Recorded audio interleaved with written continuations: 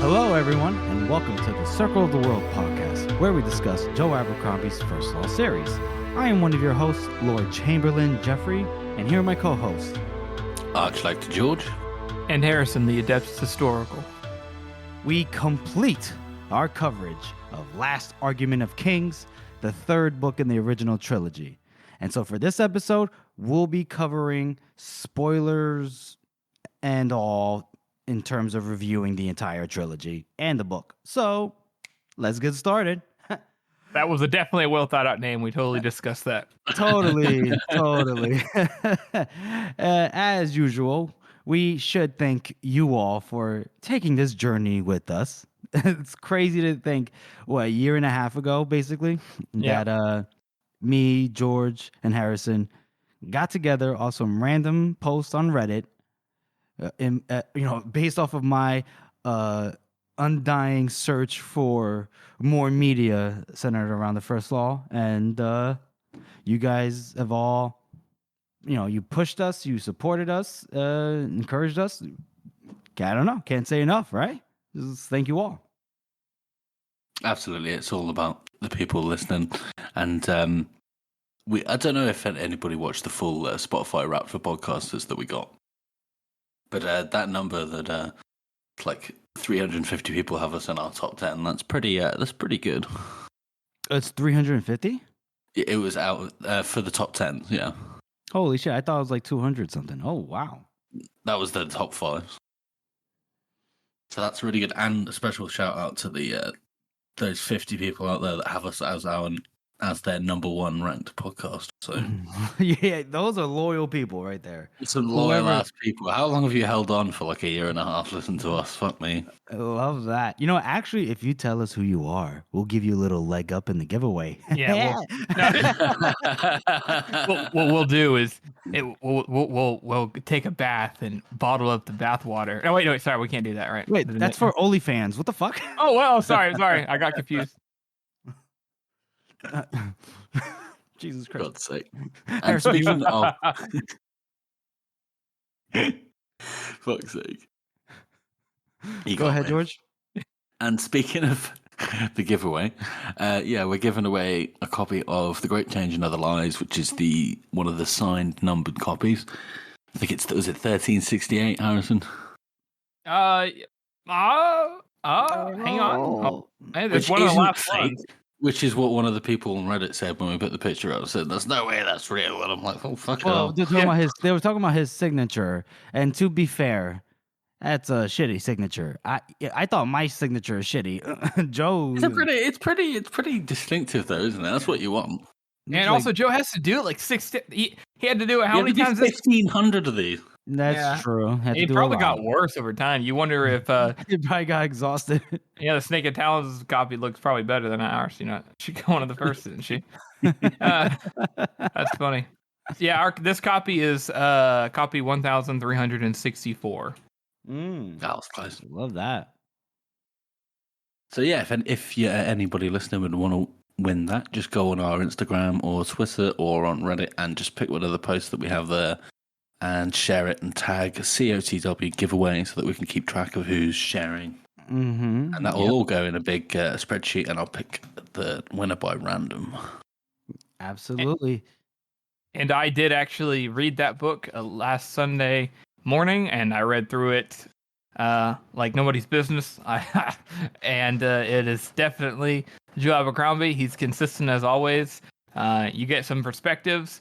This isn't really spoilers or anything, but Dagasta is free of the Union and the Gurkish after the whole Dagasta incident. It is confirmed, lore-wise. So that's pretty cool. Dagasta is free, and they rebuilt and everything, so that's really cool.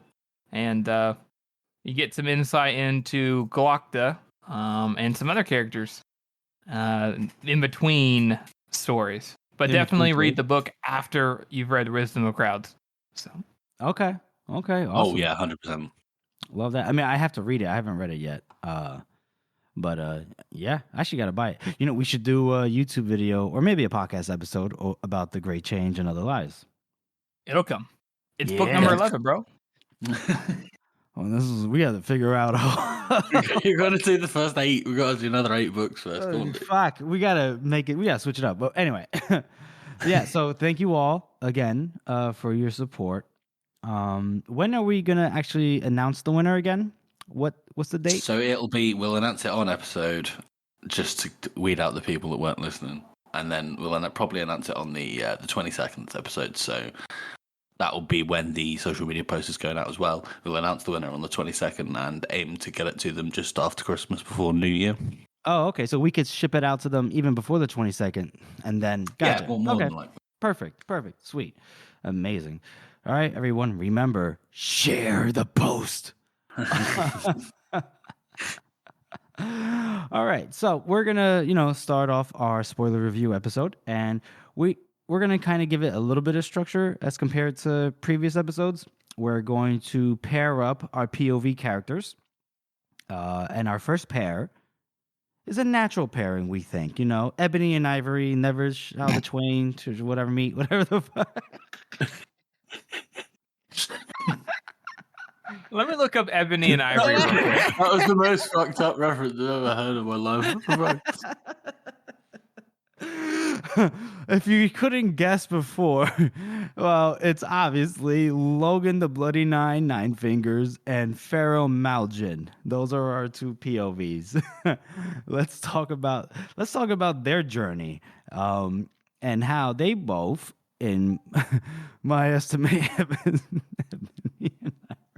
and how, if we, one of the main things, the main cruxes, right, of Joe's writing, especially writing his characters, is that our characters all seem, like anybody, they want to change for the better. It turns out a lot of the times you may make temporary changes, right, that are, but they're only temporaneous in nature, right? That so that at some point you cycle back to the bad habits or the regular habits, or just what makes you really tick. And so we kind of do see that with both Logan and Pharaoh. Would you both agree on that? I mean, yeah, and the fact that they're intertwined as well as a pair of characters is very interesting, like thematically, isn't it? It is. Mm-hmm.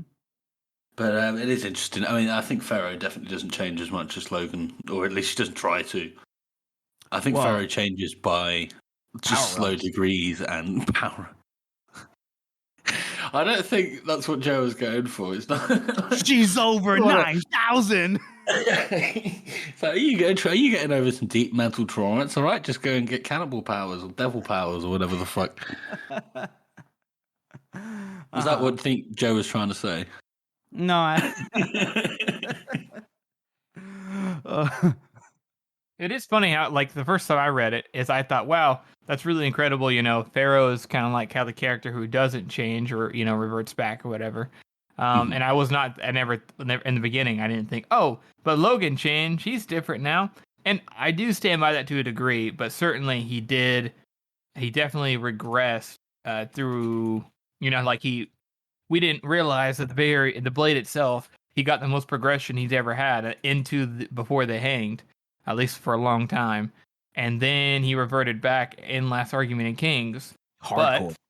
Hardcore reverted back, yeah. Hard retreat, yeah. He, however, he definitely is changed. Whereas Pharaoh's still like all about vengeance. So it is an interesting dichotomy, like how she, she never wanted to change, and so she didn't change. And Logan did want to change and didn't seem able to, but he's definitely not the same person. He's definitely a little bit different, I would say, compared to what he was.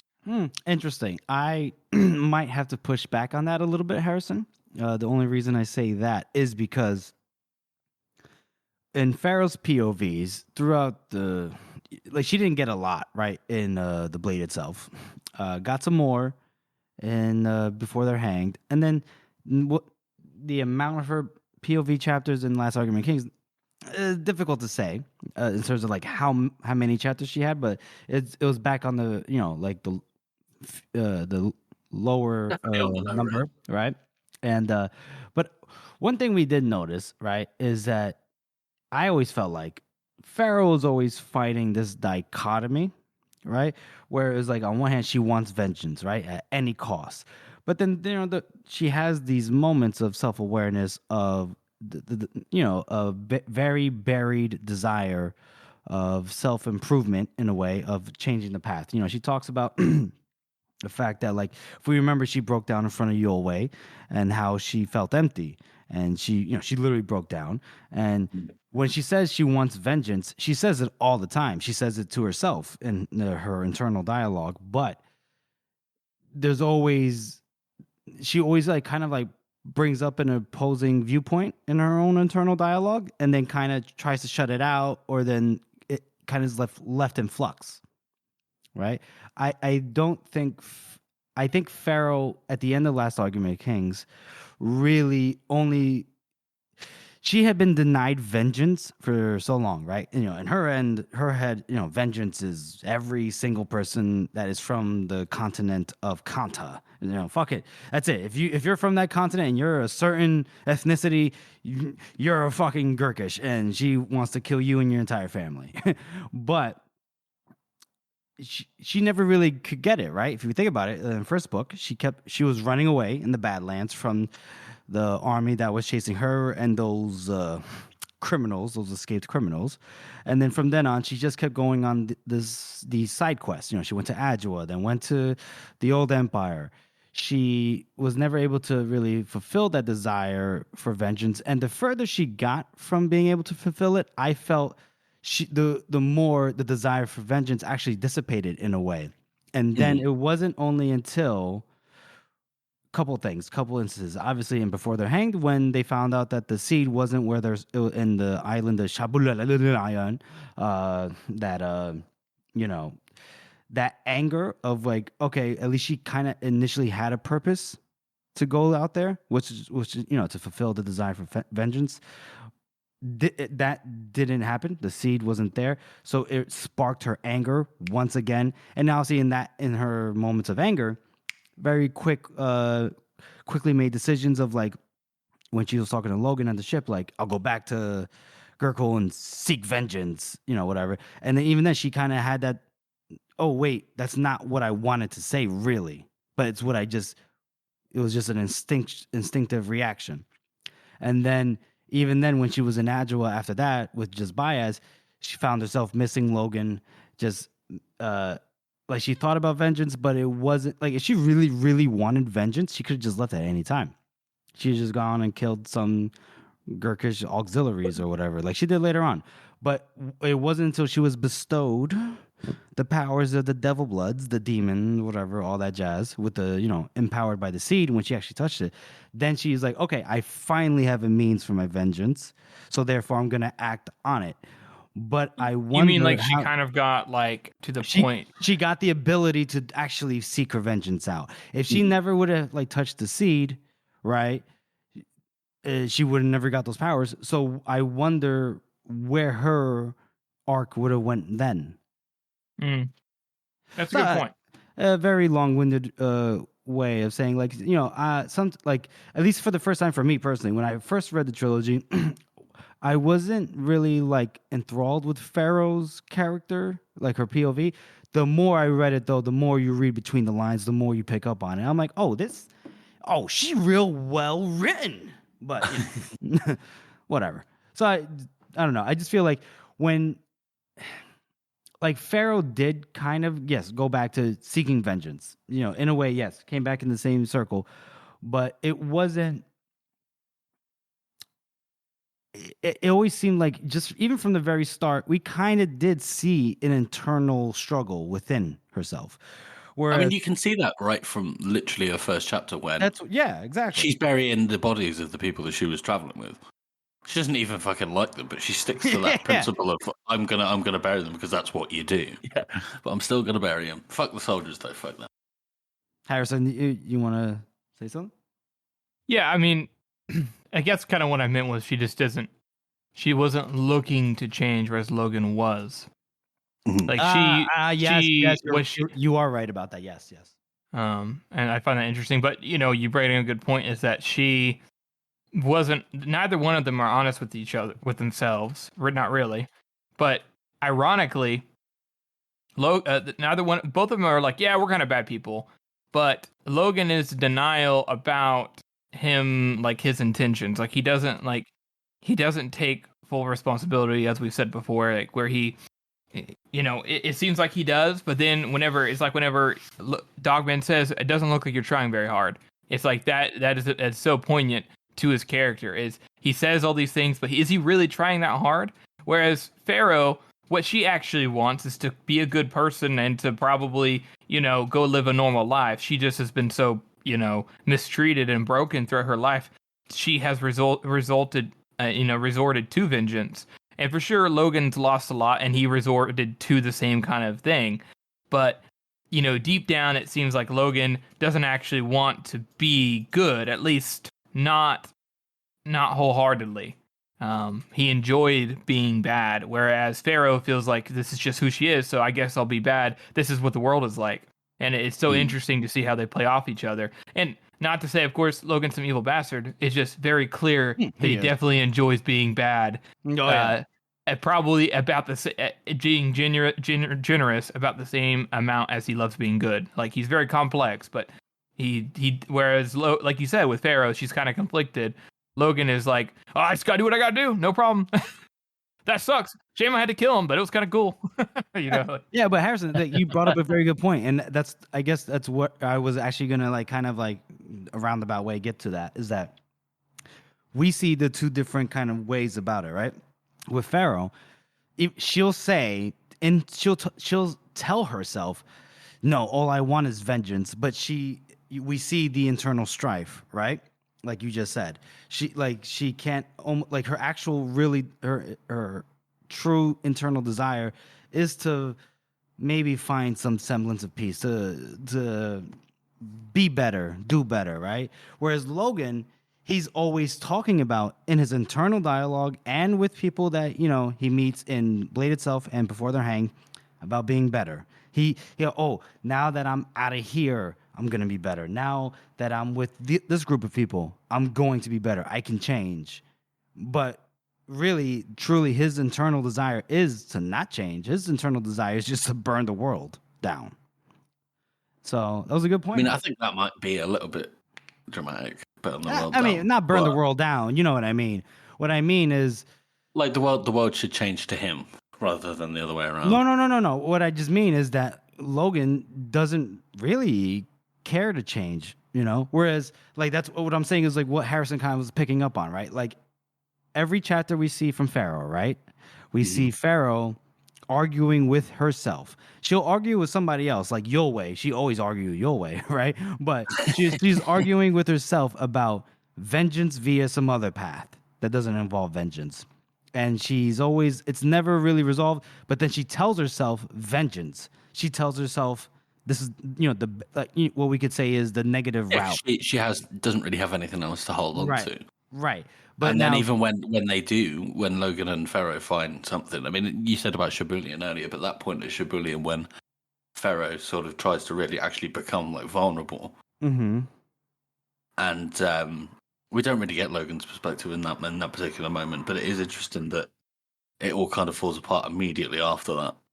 Right. And I think it's because, let me circle back to that. But my point, I guess what I was trying to say is like, and picking back off of Harrison is that Pharaoh's internal desire, even no matter how much she tells herself that she wants vengeance, she even says it plenty of times, like, how many Gurkish I kill, like I still feel empty, right? Mm-hmm. Whereas where Logan, he says he wants to be a better person. So for him, it's the opposite. Instead of like seeking blood outwardly, quote unquote, he says he wants to be a better person. But when he does his bloody 9 rampages, when he just kills, that's when he feels like he's at his most element, but he denies it. So Logan's denying the evil part of himself because he wants to come off as a good person. Pharaoh doesn't give a fuck about coming off as a good person, but she's denying the good part about herself. Does that make sense, what I'm trying to say? Yeah. I can see that. And to circle back, what makes him so interesting. Yeah. And to circle back to what you just said, George, I That's find a lot of circling back here. no, but what you just said, like when Pharaoh, we saw from Pharaoh's point of view when there was the option, the chance for like, okay, Shabulian didn't work. Shabulian, Logan asks her what she's gonna do.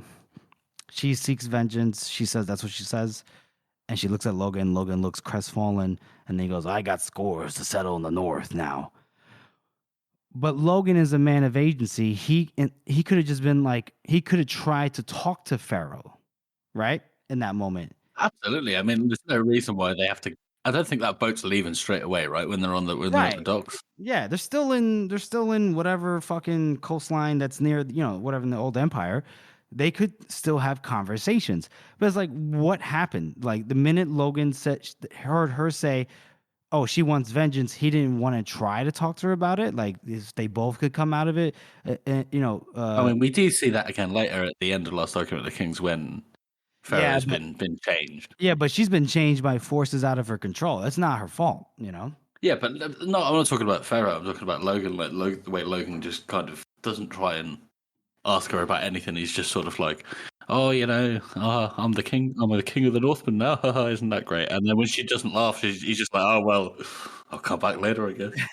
When she's like crawling on the floors and like listening to the walls, he's like, hey, see, you're busy. I guess I'll check back in. Bye. Yeah. Like, fuck, Logan. Some effort. Put some fucking effort. Always taking the easy way out. Well, I tried. I'm just a leaf on the water. He's always like, yeah, no, but I tried. Like, even from the first chapter when it's like, get chased by the Shanker, go back up to the fire, and he's like, oh, well, they're not here. I better just go then. Yeah. If the crew doesn't go back in 10 minutes, we're legally allowed to leave. Nah, he's like, if the crew doesn't come back by the time it takes me to put this pot in my bag, I'm out. Bye. It's like, fuck, Logan. I can imagine a little scene of them getting back to the fire, and they're like, who took the pot? Yo, wait, did no one even... Wait a minute, there's a plot hole here. The dozen would have known that that's Logan's favorite pot. Well, maybe they thought Shanka took it. Actually, no, that makes sense. Maybe they thought Shanka. That does make sense, actually. Well, I think that we definitely covered Logan and Pharaoh pretty well. Well, I feel like I want to hear more from you, Harrison, though. I want to hear some more from you, though. I think I said my thoughts. Yeah, I mean, so I want to ask the both of you. No. I'm taking the time to formulate my question. I would like to ask the both of you, right? Now, let's say we're reading this from the fresh perspective of a first-time reader, right? We see the trilogy. We see both their arcs conclude in this trilogy. Where do you think they go from here? As far as we know, Logan, fell into a river.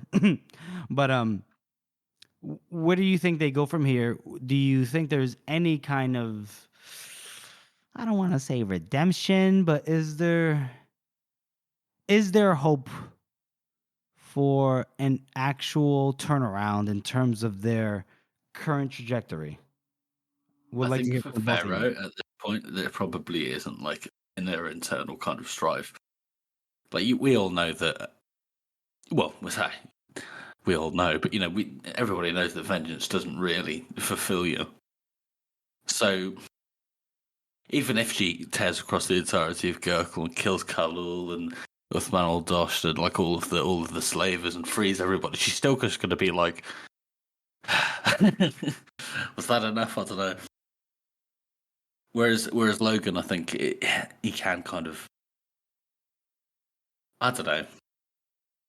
It is quite interesting. I don't think we get enough time of him after Adua, especially when he has that conversation with, or revelation with Baez, and then the conversation with Giselle that kind of fucking breaks me every time I see it when he's like, you're the best man I know. Like, maybe he would actually try after that point, but we'll never know. Yeah, I think that the redemption, there isn't like per se redemption. There's not really redemption in Joe's work, and just like there isn't really redemption in real life. Not really. I mean, you can atone and stuff, but I would say Pharaoh won't probably change her MO until she's completed her task. And as she, that's what she runs on. After that point, who knows what she'll do? It's really hard to say if she will just keep collapsing into finding something else to have vengeance, or she'll settle down, or she'll just die. Who knows? But with Logan, I think Logan knows. I think through the journey that he goes through in the books, we may not exactly see it, but he does realize fully what he is, even if he doesn't know how to combat it yet, and even if he doesn't really want to, even if he only wants to partially change. I think that's what is different about him. Is before he, denied, and I think at the end of Last Army of Kings, I think that he does, maybe not in a big revelation, but he does realize more of who he is. Mm-hmm. And so there's definitely hope there. Does he get it figured out in time? Who knows? Maybe he'll die. Maybe that'll be his last thing. I will say, Harrison, that's a very good point. And maybe I think when he does come to that realization is actually when we don't really see it from his POV. It's the thing that you mentioned before. I think it was last week when we talked about when Dogman was giving him grief. Remember, after the burial of Grimm, and then Logan kind of like looks down in shame, but then looks up and he goes, what does he say to Dogman? He says, "You know who you were choosing to follow, though, right?" Right, doubles down. Yeah, he doubles down, and at that point, he can't. If he's lying to Dogman, he know that he's lying to himself. Like, he just know. Like, if Dogman, who's always been, from what we've seen, I guess I won't get into whatever, but Dogman's always kind of been like, all right, Logan, I guess I'll just tag along. Yeah, oh no, you did that. Oh, how bad was that? If at that point Dogman's like, you piece of shit, and then Logan reacts with some shame, but then with, like you said, doubling down. I think he does. Yeah, you're right. He does realize it. He actually does accept it, but obviously, I think he's like integrating it somehow with some self. He's working it into his own kind of twisted worldview somehow. Mm-hmm. But I do think that's interesting. I mean, Logan constantly shirks responsibility. Constantly, like you say, he tries to say, "Oh, it wasn't my fault," all the way up to the point where he gets vengeance against Bethod. And he didn't really want it in the first place. And he still denies it all the way up to the end. And he's just like, But then, how do you make peace with yourself if you're constantly still making bad decisions? Right. And exactly that. And also, like, the audacity, right, of this motherfucker to be like, I want vengeance against Bethod. What did Bethod do to Logan? Nothing. He didn't do anything. It was completely logical. It was Logan, right, that kept putting Bethod into these tight fucking corners when Bethod's like, all right, hey, so I'm going to negotiate with, Oh, you killed him. Yeah, I'm going to negotiate with this guy to give back his son. I'm going to negotiate with that person to give back his wife. And Logan, you cool with that? Great, cool. Day later, hey, Logan, where are they at? Oh, you nailed them to... Oh, no, you didn't nail them. You nailed their heads separated from their bodies. I do have, I don't know. I think there is, as that chapter that you're referring to is called, they both in some kind of codependent relationship.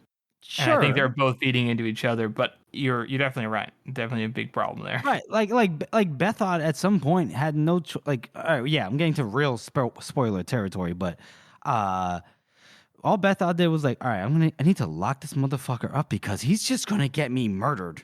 He's gonna get me and my family murdered, and that's his best friend. So Logan might feel some betrayal over that, but I mean, come on, buddy, read the fucking writing on the wall.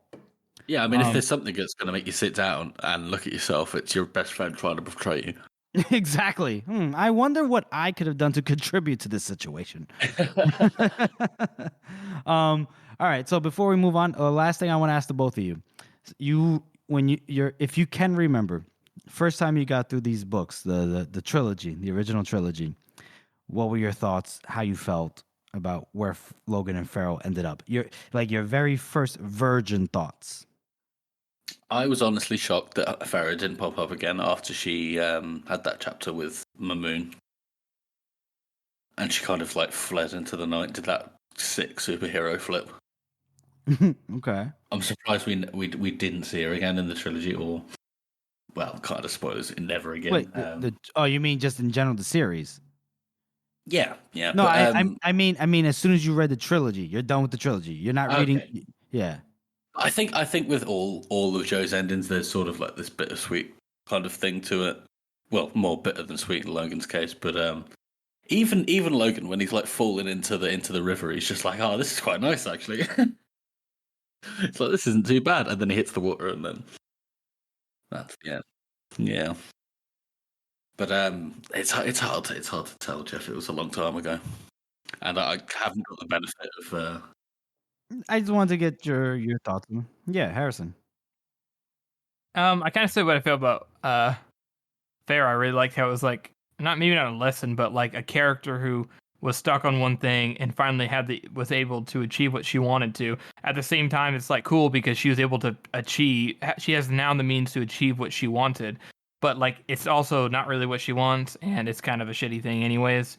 For her, obviously not for the South. Oh, well, debatably, arguably, it is not good for the South either. But as for Logan, I felt like, when I first read it, I was still kind of feeling iffy about Logan. Like, oh yeah, he definitely is way worse than what you'd think. But also at the same time, I was hopeful in the sense of like, he didn't keep fighting. So maybe there's hope in that. But, yeah. Okay. Well, ladies and gentlemen, that concludes our first segment of our review of the trilogy, character-wise. Let's move on to our next segment, which is our best meme of the week. As you all know, this is George's periphery right here. Take it away, my good sir. And I love how the really juicy ones that we couldn't talk about before are now popping up. So we've got user P.O. Pat on Reddit, and I don't know where this reaction video is from, but it's a guy who's like super, super excited and then becomes really sad because the bloody Nine is about to awaken at the Battle of the High Places and then immediately kills Told Zero and murders Crumwick's kid.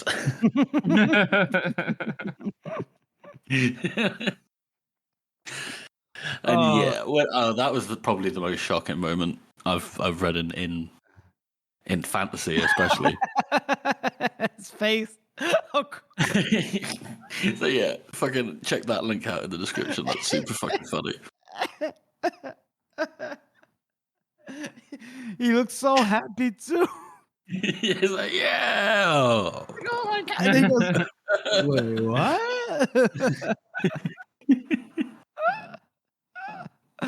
Oh, I'm so sorry. Sorry. Thank you for that, Georgie. Thank you for that, George. Appreciate that.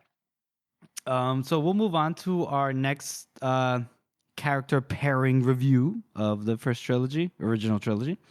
And it is, funny enough, you might not have seen it coming, but because they actually spend time together, it is Lord Marshal Colin West and Dogman the North guy.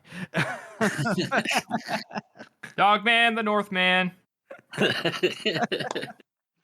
Why that sound like a Sesame Street rhyme?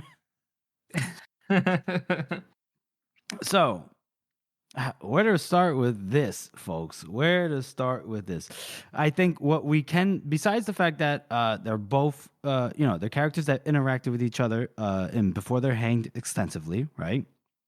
And then, obviously, throughout Last Argument of Kings as well. One thing I want to note to is that if we think about it, West and Dogman are both characters that have played second fiddle to their corresponding friends. Mm-hmm. Logan, the most famed northern warrior, psychopath, whatever, even before Scarling, because at least people said Scarling was a, cool, noble kind of guy. Logan ain't that. And then West, with Sandan Glokta, the jewel of the Union, the greatest swordsman the Union's ever seen. And both of their falls from grace, Logan and Glokta's, and West and Dogman's navigation post their glory, if that makes sense. No, I never saw it like that. That is an interesting way to pair them up. Like, boom, you're welcome. And they're both people who are in that same vein. Mm-hmm. Friends who are good enough friends to call those people out, and may have contributed to those people, Glokta and Logan, maybe changing their outlook on things. Maybe not immediately, but in post. And they're better people than their counterparts. Even I know I'm always against West, but it's it's very, it's definitely clear that I would say besides that incident, West is overall a better person than Glokta is, because Glokta is a fucking ass. And vice versa. And they both admitted their faults and tried to be better people. Maybe Dogman didn't quite do it on screen, but he did realize, I've been letting Logan just do whatever the fuck he wanted this whole time. And Wes said, wow, I need to actually self-reflect and just not shove everything down, and maybe I can fix myself. And one of them got a chance to do it, and the other one was, barely had enough time. And there's it is a cool perspective that they are both connected to their what is seen as in the books as their betters, their leader. Right. Whenever both of them are actually the better leader. Both of them are the better man. Both of them want to do good, and both of them have a positive legacy in an otherwise terrible legacy-filled world. So it's pretty cool for that reason. Yep. And another parallel that I just thought about, if we think about it, the both of them become leaders in their own right because their predecessors died in the middle of a battle or post-battle. That's true as well. Right? Yeah. West with and he becomes they become leader in a state of shock, like they don't even expect it, right? Like West, he becomes Lord Marshal only because he gets the letter from the Knights Herald talking about Giselle Dan Luthar is king, and guess what, buddy? You're leading the army now. And he's like, what? Excuse me, wait, what? And Dogman is out here, at the burial of Three Trees, and he goes, all right, Dow or Toll, whatever, one of you guys get it. And they're like, nah, motherfucker, it's you. And he goes, what? So I think that's another parallel that it's not talked about enough, I think. Yeah. And they both become better leaders than you'd expect as well. Oh, absolutely. Absolutely. They're both, as you could say, they're, both of them, they're like a champion of their people. They're their people's man. Yeah, you know what? You're right. I thought you were going to see the line there. Sorry. What? Oh, fuck. No, you're my man. Captain Luther, you're my man. We got an email, by the way. Actually, we got more than one email that people have said that one of their favorite things that we've done is that right there, the Captain Luthor, whatever. So funny. You're my man. And I'm sorry, since Prince Ladislaw has died, that we haven't had the opportunity to do it some more. I'm going to figure out a way to force Harrison to do it way more often. We should totally do. We just got to create a sound and make it like a hot button sound. So shit. Let me see if I can figure that out. But yeah, you're right, actually. That Dogman and West, they're for the regular guy, right? Yeah. Yeah, they're the common man. The common man is our man. Man. So we see that with West obviously worrying down to, not the tiniest detail, but constantly worrying about everybody, right? Where he has to convince himself to be ruthless, to be a leader. Remember, he has to reflect on what Varuz said. Not Varuz. Sorry, Burr. He had to reflect on what Burr has said about you need to have a certain kind of ruthlessness to be a Lord Marshal, to be a leader of this kind of magnitude. And then we kind of see that with Dogman too. And we see Dogman trying to take care of all his guys. But there's a certain ruthlessness to kind of like doing what you need to do, as evidence to the guilt that Dogman felt for the moment when that kid on the docks got fucking shanked by Dow, I think it was, or by Dogman. If you remember, at Carleon, or was it Ulfrith? Of course, it was Dow. It was Ulfrith. Yeah. Yeah. So yeah, I see that. Mm-hmm. Oh my god, is that how the Shankers got their name? To get shanked? Yeah. Like you think, like, oh no, what was it? What killed you? I got shank. I got shanked. Good. Those shank of bastards.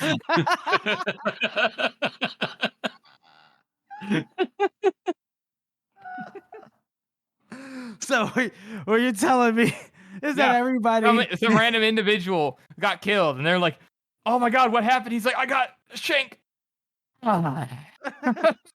So what you're telling me is that everyone in the First Law universe has been to jail at least once in their life, and they knew.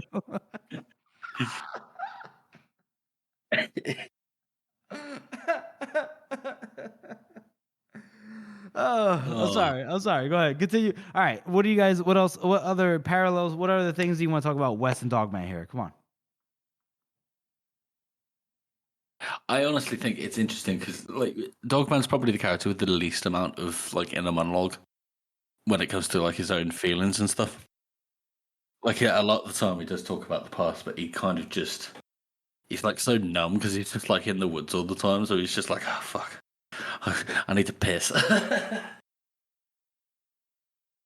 And he does need to piss less by the end of the trilogy. So there is that. That's character growth. No, his character growth there. He's developing a stronger bladder. I mean, to be honest, that wasn't leading to a parallel, but sorry, Harry. It's fine. It works. Go ahead, Harrison. I think that those what we kind of talked about does cover most of what they go through. It's interesting how they group up, and they have the out of the group, they probably have the most like the least like I guess exciting POVs. They don't have like you said, Jeff, they play second fiddle a little bit. Yeah, and they're meant to, but ironically, I think that's kind of the point. I think to a certain degree they're not as well written, but at the same time they are purposely written. Even if they're not quite as grand or as in depth or crazy complex, but they they are they are really great in their own aspects. Both of them are, and they both. Even at the very end, there's a twist of the knife where you think, man, Dogman's like a really good guy, but then you realize that he has just basically let Logan. You don't realize it either. You're in a way the audience is the Dogman. You're kind of getting worn out of like hearing about all these people die over and over again, and it's a great way of. He is. I think you even said it one time, George. Dogman is almost like him and West are both like the people that we relate to the most. They're just people who are going through these situations, and they both have their mistakes and flaws, but they're mistakes and flaws that we as an audience don't even realize until they do them themselves, because they are so relatable that we just forget that they, like, oh, I wouldn't beat my sister, but you do act that same way. You do act like I am, oh man, poor me, or I wish, if people only recognize me, or get out of my way, we do those same things that they do. They're just not quite as wild and loud as the main, I say main characters, I mean like, Pharaoh and Logan and Giselle and Glocta, who are like much more prominently like, here are my characteristics, and so I think it's brilliant for that. I definitely think West is probably the most nuanced character just because of that. I think Dogman a little bit less, but it is such a fucking tragedy that West's kind of story gets cut off when it does. And I think it's one of the biggest, it's an absolute kind of gut punch at the end there. Yeah, exactly. I mean, we did that whole what if, didn't we? If what if West lived? Right. Yeah, I guess you're right. I do want to say that, like, for the most part, people will say that Dogman and West's POVs are written with a certain like you said, Harrison doesn't have the grandeur of other POVs, but I will say we got quite the kick-ass back-to-back POVs in Battle of Dumbreck, right? With West and Dogman, when, Three Trees, the charge against Fenris the Fear, West navigating the battle when Burr gets sick. That was quite the intense sequence. So I mean, that really could have gone either way. Like, I'm just saying, that's a crazy fucking thing right there. that is pretty crazy. So crazy if you ask me. You know what I'm saying? That is a really interesting way of showing like both sides of that kind of. There's a lot of authors sort of combine those two aspects of like battles, especially where they're like the guy making the decisions is also like in the middle of a fight, and it's like that doesn't really work though, does it? Right. The only person who did that who could pull it off was like, Alexander the Great and Napoleon and Caesar. Yeah. Not everybody can do that. They still weren't like permanently fighting each other. Like he wasn't there at the front with his sword going, "Fuck yeah." That's true. Well, Right. sometimes. Right. Sometimes, occasionally, just to show the men.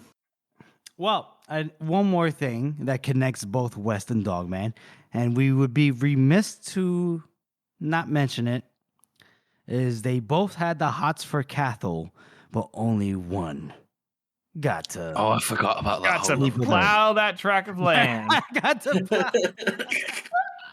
And oh my god, guys! What? I just realized What? the Dogman. This is obviously spoilers, but he really was a good gardener. He was. He was. Bitch. I hate you.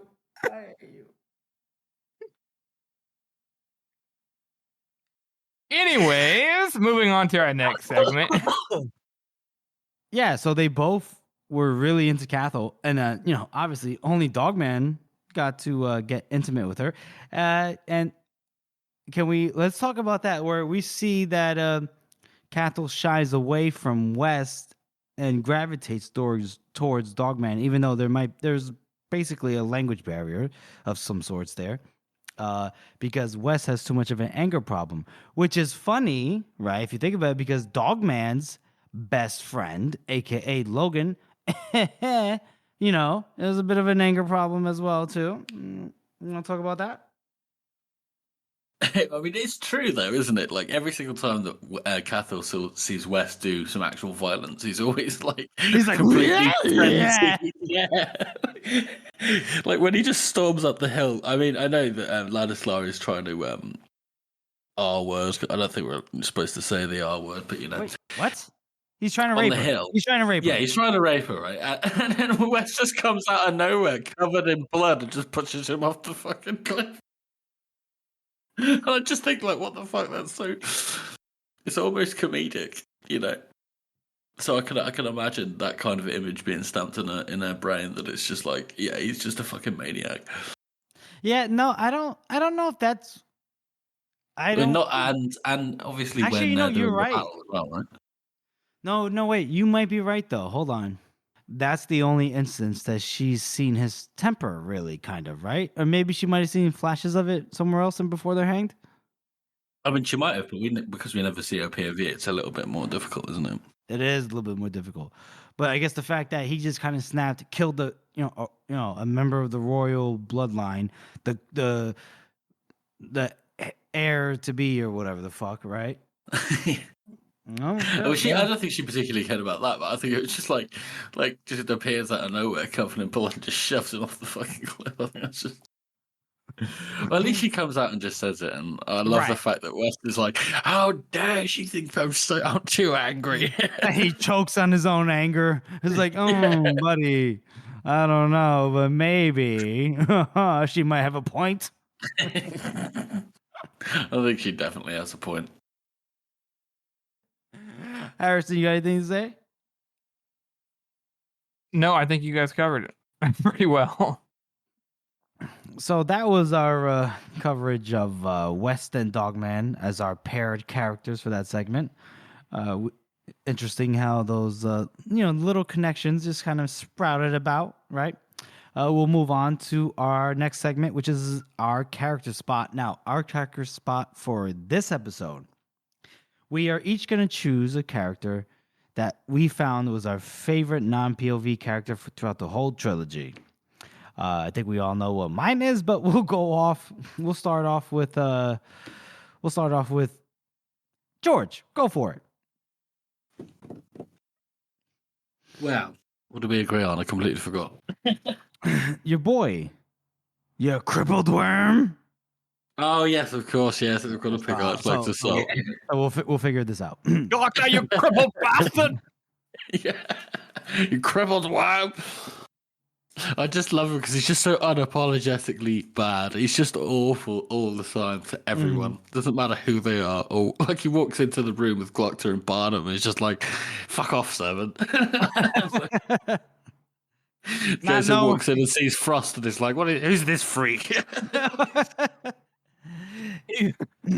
Which, I wonder, awful. He is awful, but I wonder. I was just going to say, is this the bit where you're thinking of, right? When he walks in and says that, he's already probably on his payroll, so it could have been a distraction. Yeah. That's what I was thinking. That's quite clever, I think. Salt is definitely more clever than E is made out to be, but also completely naive at the same time.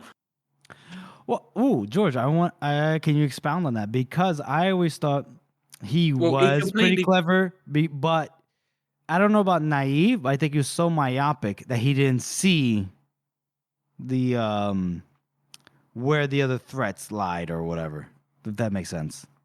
Yeah, definitely. I mean, myopic is definitely a better word than naive, but I mean, it's just the whole the fact that they were doing that ritual that Glostrod did.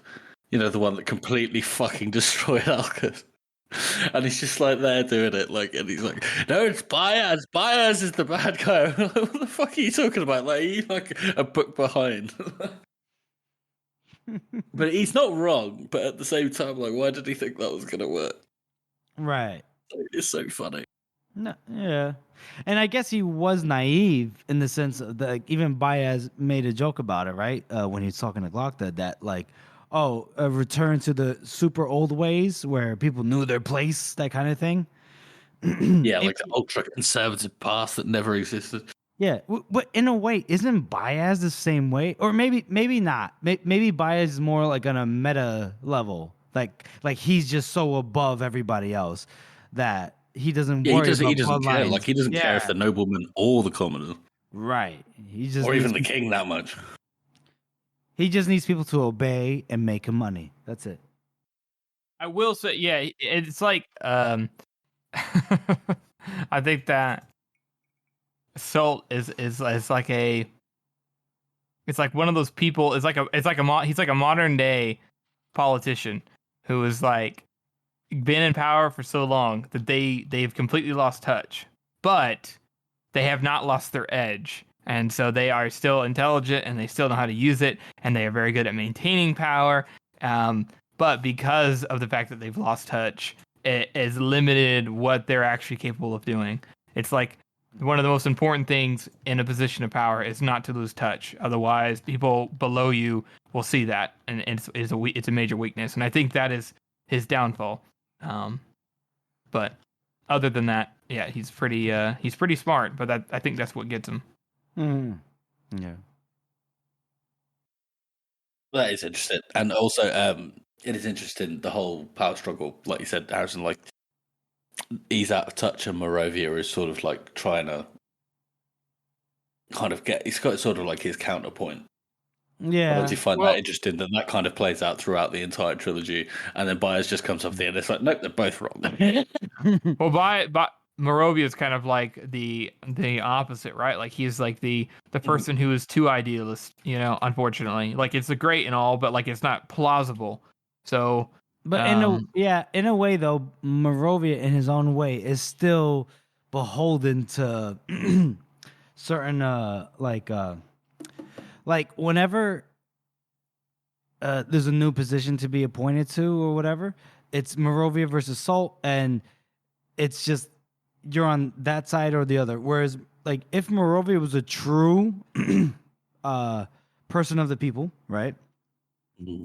if you think about the chances, the numbers and everything, at least one person that Salt would have suggested would be like, oh, yeah, Moreau would be like, yeah, that's the best guy for the job. But because they were so, opposite, they opposed each other so much that there was still that bit of little bit of what's the word I'm looking for? Like Morovia is not completely altruistic, is what I'm saying. No, definitely not. I mean, Moravia is definitely probably grabbing for power as much as Salt is. He's just doing it in a different way, trying to get a different power base. Yeah, exactly. Okay, thank you. But it is interesting that Joe kind of like has both of these options, but out on the field, and they just get both swept aside in favor of mass banking. Yeah, there's definitely some kind of political commentary there, and that's why Salt is so good, because he's just a caricature of everything that we hate about, our bosses and the politicians, like you said, Harrison, and just all the. He's like a competent Mitch McConnell.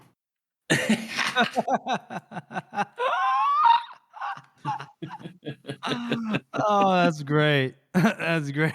Galacta, you crippled worm.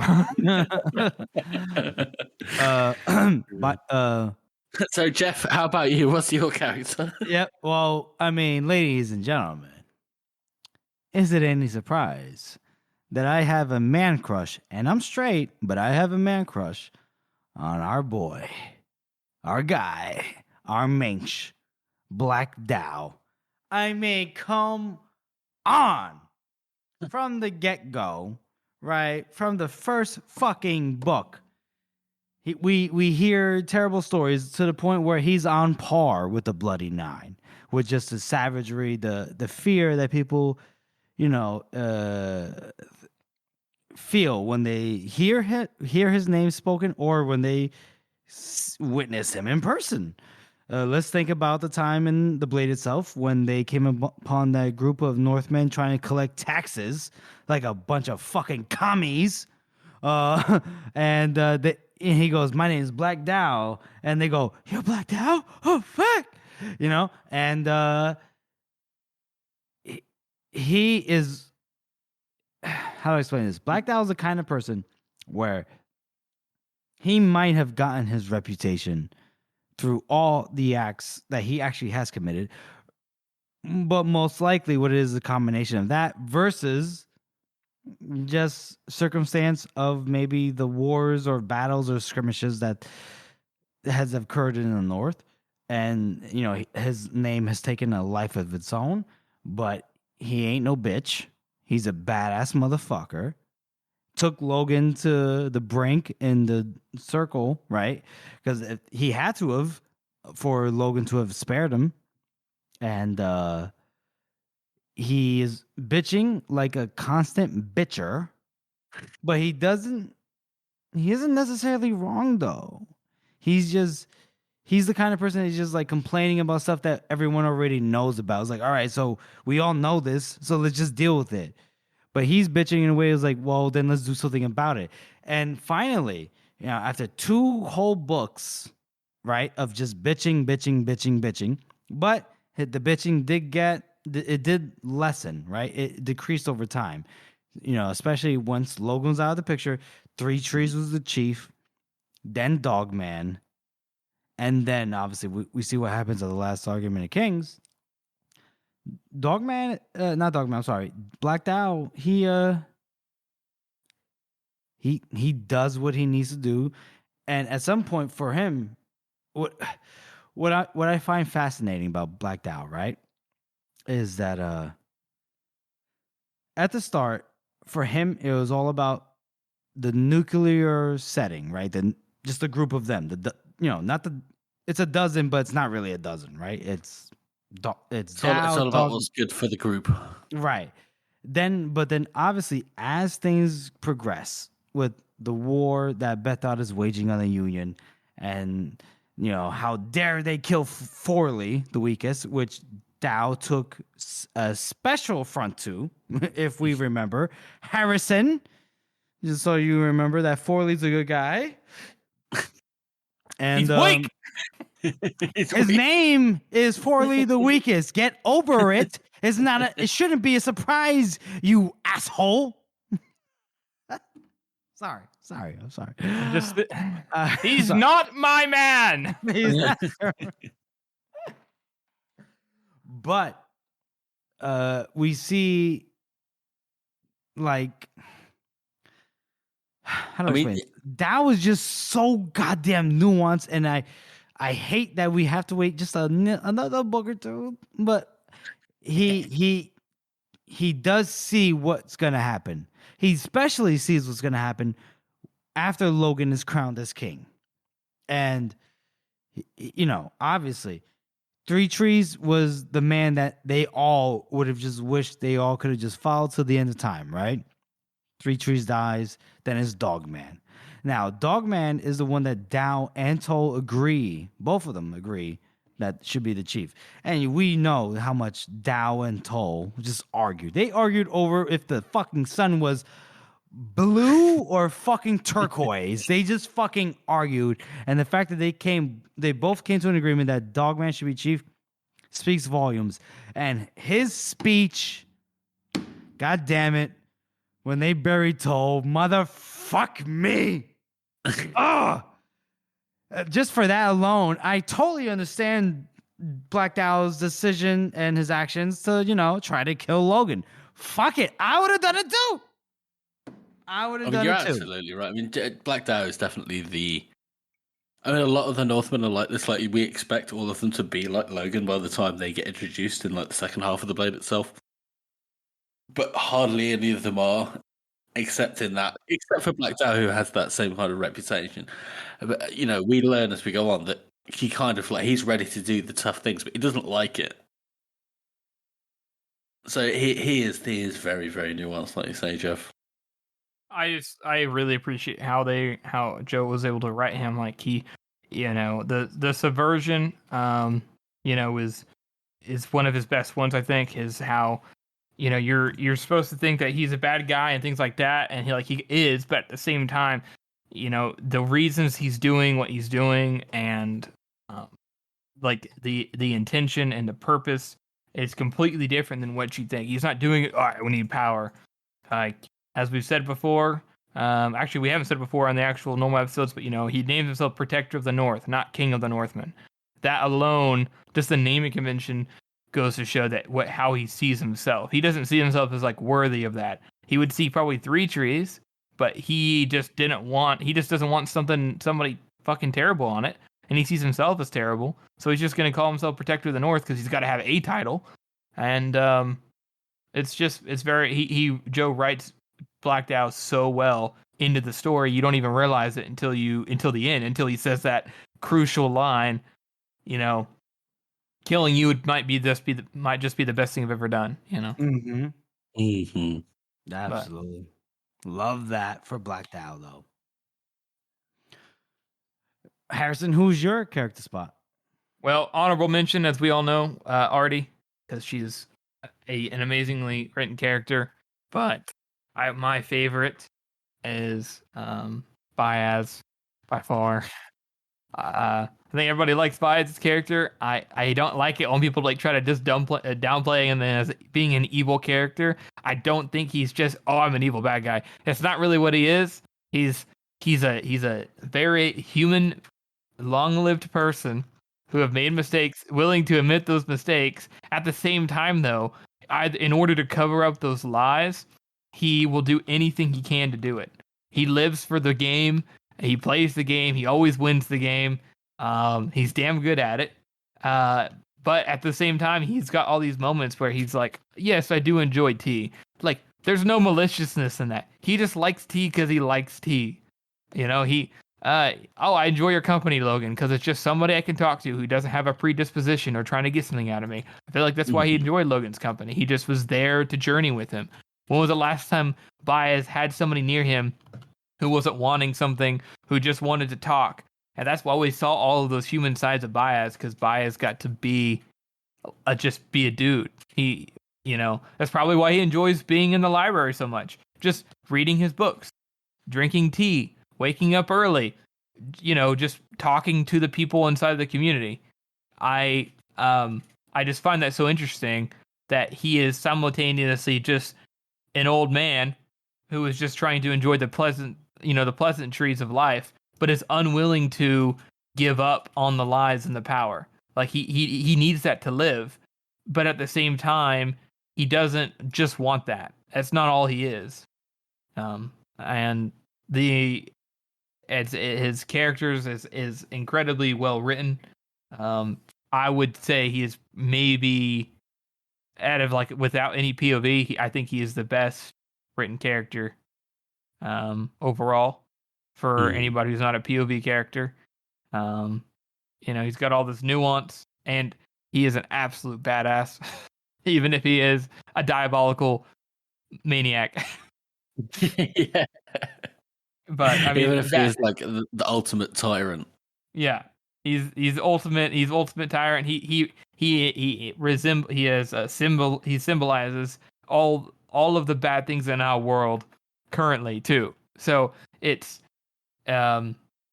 but he still feels like a person, and that's really difficult to do and extremely impressive. So yeah.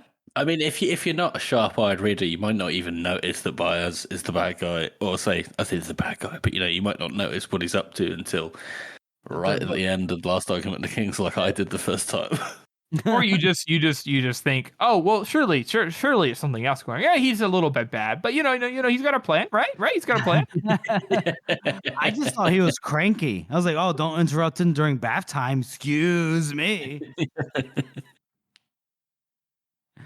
That's all I thought until I learned. I was like, oh no, he's just he's just a dick. Oh shit. He's not just a dick, like Harrison's just been saying. Well, he's a dick. Damn it, Jeffrey. He's a dick. Yeah, I mean, what else can we say about Baez? The fact that we learn by the end of the trilogy that.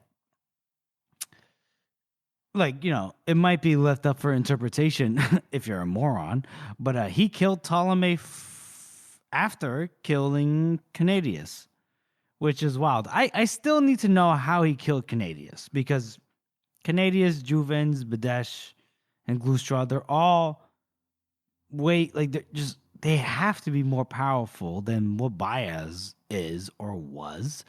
So I wonder what the fuck happened there. Well, there's always the divider, which definitely could do that. Yeah. There's also the fact that Baez probably a lot of the schism came between the Magi after that fight.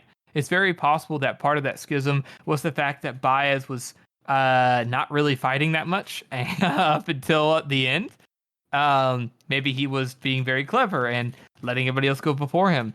Canadius was probably spent. Like, he had been fighting all of these Magi all at the same time and had already killed several, wounded almost all the others. The only person left was Baez.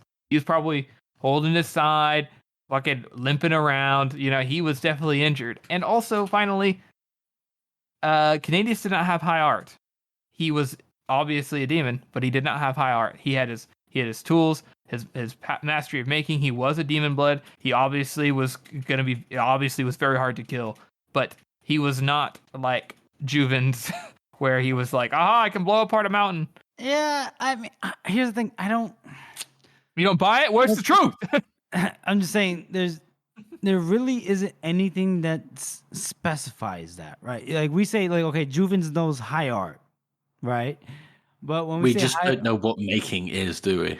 Yeah, exactly. Like, making could be high art. It just might be another version of high art. I mean, he does. I mean, in the story when he says about Eos passing on the gifts to his four sons. Don't forget about Glostron. That they were separate things. Like Juven's got the high art, and Badesh got the talking to. Now, Canadius learned, but it's all magic, though. At the end of the day, it's all magic. That's the reason why magic is leaking through the world. So, the thing is, Jeffrey, there are 3 schools of magic, right? You can learn high art, but keep in mind, not everybody can learn high art. That's why some eaters can and some eaters can't. So it's not something that we know exactly for sure everybody can do. And even if Canadius did want to learn high art, he probably could because he was a demon blood, but he didn't because he was obsessed with making things. That was his gift. That's what he enjoyed doing. Why would he need to learn high art? What a waste of time. Canadius was very, very much like, I know how to work it. I have my plans. I know what I want to do with my life. Why would he need high art? What, to fight off the Magi? I don't think he anticipated that. No. But I am. My point is like high art has to be involved with what he's made. No, it's separate. Think about it. Think about it. It's different, Jeff. It's different. You say that, but think about it. Like all that Juvens has done. Wait, hold on. Listen. I'm gonna say one sentence and then take over, George. All I'm saying is Juvens, everything he's accomplished, gone. What Canadius has done has been lasting till the time, till now, and is just as fresh as ever, baby. Just as fresh. It's fucking Pop-Tart fresh. So tell me, go ahead. That's technically was one sentence. Yeah, but he, when he says all magic comes from the other side, and that includes high art, but like that doesn't include like all of the magic. So we don't know if say if there was a maker who was really good at what he did, if he had nothing on him at the time, like he didn't have this fucking divider or whatever, like would he be able to actually do any magic, like to fight? Like we just don't know. Yeah, and Jeff, with that argument, you could say, well, Logan should be able to use high art too because that's what he's doing when he's talking to spirits because that's magic. It's all connected. They're different types of magic. Right, no, that's not what I meant. But okay, I see where that can be taken. That's not what I meant, but I got you. Okay. I just feel like, if you're fighting Magi, if first of all, what? Okay, think about what he did. Right. Okay. No, yeah. Okay, it's fine. Another episode. But my point is this, right? If we know that Eus is 50% demon, right? Yeah. Okay, so that means Juvens, Badesh, Canadius, and Glustrad are 25%. They're a quarter demon each, right? Yeah. Okay. And we see what Pharaoh does with 0.000000001 sperm of demonish semen. Because she touched the other side directly. Right, but that's exactly. Now we all know what they did. Those 4 kids did. Oh, but they didn't touch it directly. They boy, you know goddamn well. Crazy ass. Not even Bias would touch the seed. Not even Bias would touch the seed. Yeah.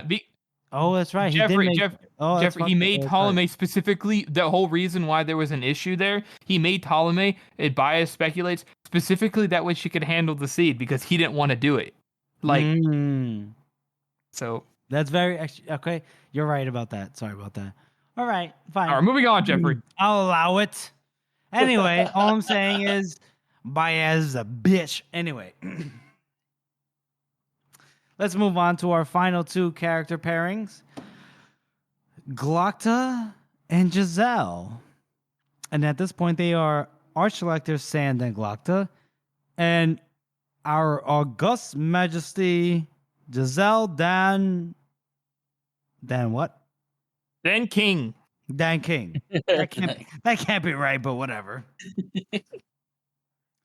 Let's talk about that. So we have 2 characters that are from the onset of their preconception, right?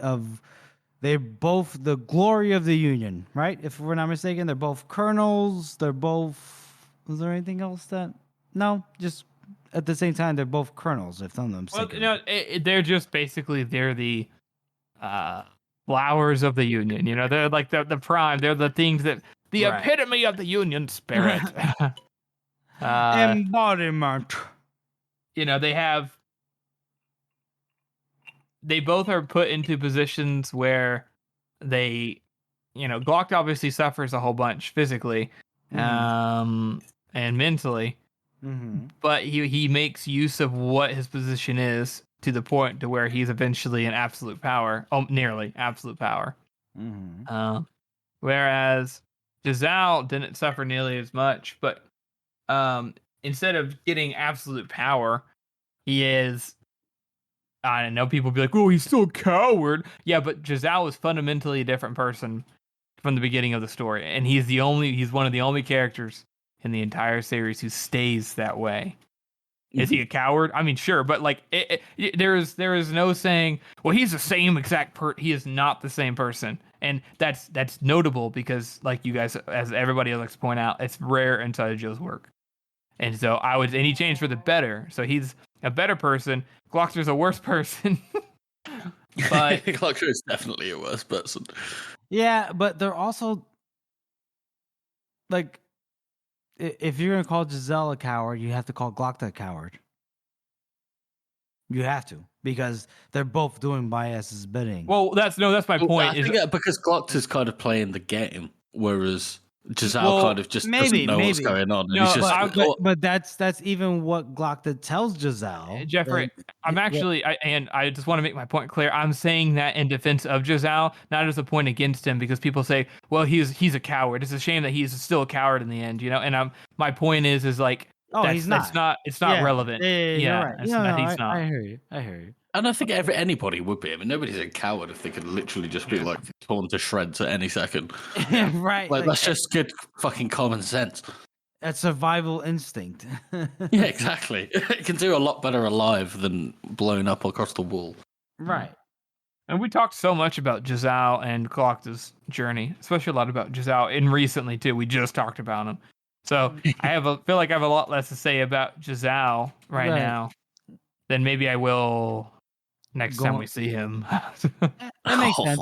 I just think it's funny, like if you think about it, like both Glockta and Giselle have been, star of the Union, like I was saying before, and in some way, both of them have been disfigured.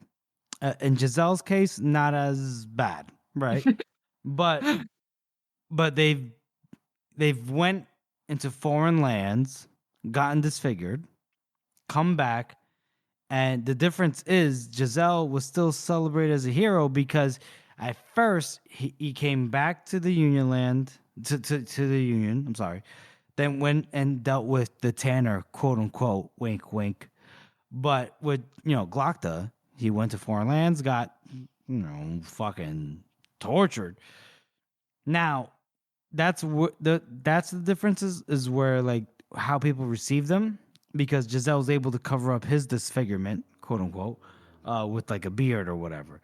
But also, they both eventually attained positions of power that they did not, neither of them foresaw years back or what have you, right? Oh, like, absolutely. Giselle did not foresee him being a bastard child of the king. Wink, wink.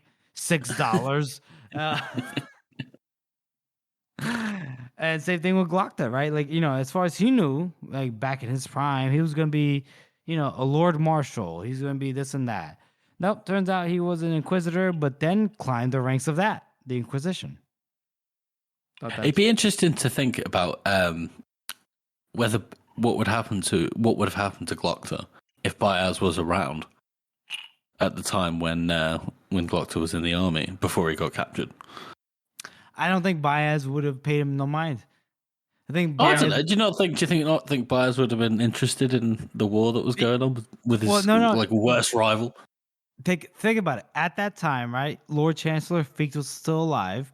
Baez, if we're going by the timeline, then Giselle must have been, he was born already, must have been a kid / preteen, whatever the fuck that was, right? A teenager. Baez is not, he's already like, oh, I have my chess pieces in place. Like he's not even bothering. And if he does, and he sees Glockta, now he might be impressed by Glockta's martial skill with the sword, but he's not going to be impressed with Glockta's pompousness. He's only impressed with Glockta when he sees how Glockta just doesn't give a fuck about anything. He just cuts straight through the heart of every kind of interaction that Glockta has with somebody. Mm-hmm. Fair enough. Yeah, I think that's right, Jeff. Well, Harrison, do you want to say anything else about Glockta and Giselle? Like, I mean, I feel like, well, to be honest, and it's they're we could talk about Galacta for days. We could talk about Giselle for days and their journey and stuff. But like, this isn't. I don't think it's spoiler to say that their journeys are not quite yet over, and we will see them multiple times here in the future. And we talk so much about their psychology, both of them, in each time we see them. Whereas with Logan, we kind of had to held back, and so we can let a lot of it out. So I do feel like we, other than the fact that their parallels and their journeys as we've been covering, I think we have covered so much of that we've already of their character. I think it's probably safe to say that we have covered them, and that we will continue to cover them. Yeah, that makes Absolutely. sense. Absolutely makes sense. Well, if that's the case for those two, let's move on to a community interaction segment. Harrison, you want to take it away? Yeah. So, I just posted I didn't do a poll. I just made a post today on the most heartfelt scene in Last Argument of Kings because, well, I thought it was fitting for our episode today, and I was thinking maybe we talk about it next time, but it fits better here. So hopefully more people will share what they think is also their favorite scenes in the upcoming days. But as for the most heartfelt scene, I didn't do a poll simply because there are a lot of scenes in the Last Argument of Kings that could arguably be like, oh my god, that's the sweetest thing in the whole series. So, or the most heartfelt, or the most like tragic, and so there's quite a few. So I just figured I'd open it up. The top one is, as you have said, George, would be up there for you as well, as "You're the best man I've ever met," which is obviously from Giselle to Logan. As we just talked about in our previous episode, it's just crazy because he says that genuinely and wholeheartedly, and he's wrong, but also he's not. He's also kind of right in Giselle's eyes, and it's tragic because Logan knows this, and I imagine Logan is like, damn, and maybe that had more of an effect on him than anything else anybody could have said. You never know. I definitely think so. Somebody else said the Galacta proposing to Artie scene. Ooh, which it is very so sweet. It is sweet. She's like, "Well, I'm gonna make it work," and you're like, "What?" Everybody in the audience is like, "What? Holy shit!" But those are the only two big ones that people posted. But the people who have posted so far, everyone's really discussing this, which is awesome to see. So I love seeing everybody interact with each other. Everybody's talking about how complex that scene is with him when he says, "You're the best man I've ever met." If you go into it, there's always a lot of people talking about it. It's pretty cool. And what about you guys? What do you guys think is the most heartfelt scene? I mean, there's like you said, there are quite a few, and a lot of them are internal dialogue as well. I actually think it's quite moving when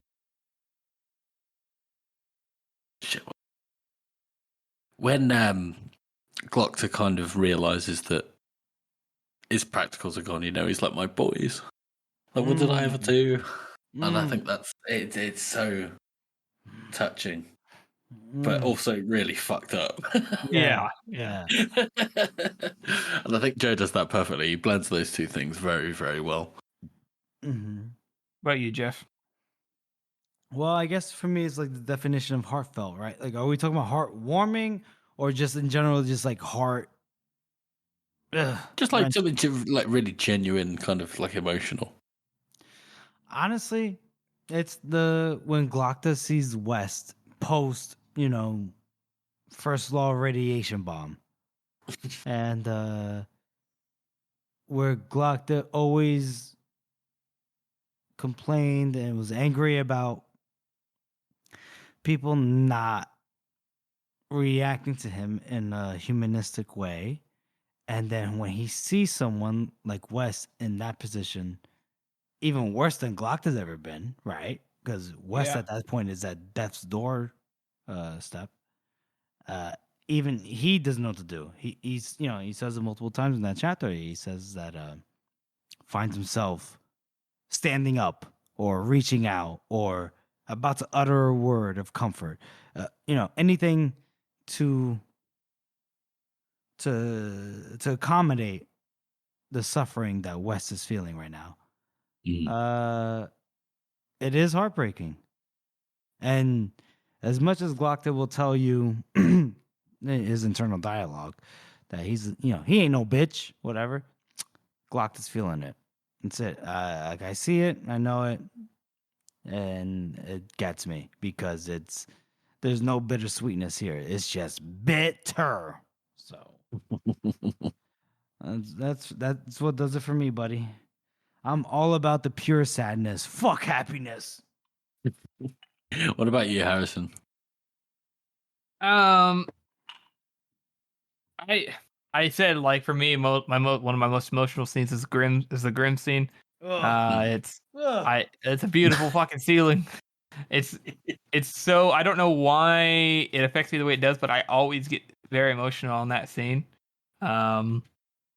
because of how, like, it's almost like the end. It's like, to me, like, that's the end of, like, the trilogy era for me. Like, that's after that point, at the end of that battle, at Grimm's death, is whenever, like, the story, the way you read Joe Abercrombie changes. Maybe not specifically because of his death, but the way it's played out and where it's located, to me, it's always like the turning point. Like, you don't really read the books the same after that. Everything is kind of settled in, and you're like, man, Logan's kind of a shitty person. Giselle's cool, but like I don't know what's gonna happen with that's not gonna work out probably. Baez is spread the same scene where Baez is like, I am greater than Jubin. So it's like the turning point, and it's almost like a goodbye to that original idea of these characters on an adventure. This story of the different groups of people going, and trying to make their way through the world. It's over now. Now it's like it feels very individualistic after this point. Like all the characters feel very alone, and I don't just mean inside of this trilogy. I mean in the rest of the series, the characters feel very alone. And most of the time, not all the time, but it I don't know why it is that way for me. But that's brilliantly put, Harrison. But yeah, I think that's the main one for me. Of course, there's tons of other small moments and things like that. With there's some good moments with Giselle. Like, it is very sweet that he tries so hard with Therese, even though it's we all know where that's going. Yeah. So, but yeah, that's. I want to just give a special shout out as well to Pharaoh stitching up Giselle. Oh, that's a great one. Even though she's being all like standoffish about it, like, she still cares. She cares. That's a show, everyone. We want to thank you all for listening and supporting this podcast. As you all know, this is a passion project for the three of us, and your support really does mean a lot. Join us next week on a special guest episode. And make sure you share our posts on Instagram, on Twitter, and on Reddit for a chance to win a copy of Joe Abercrombie's The Great Change and Other Lies. And if you haven't already, please subscribe to our podcast on Apple Podcasts, Spotify, Google Podcasts, or any podcast app that you use. And please make sure to rate and review this podcast. Thank you all again for listening. The best man I ever met.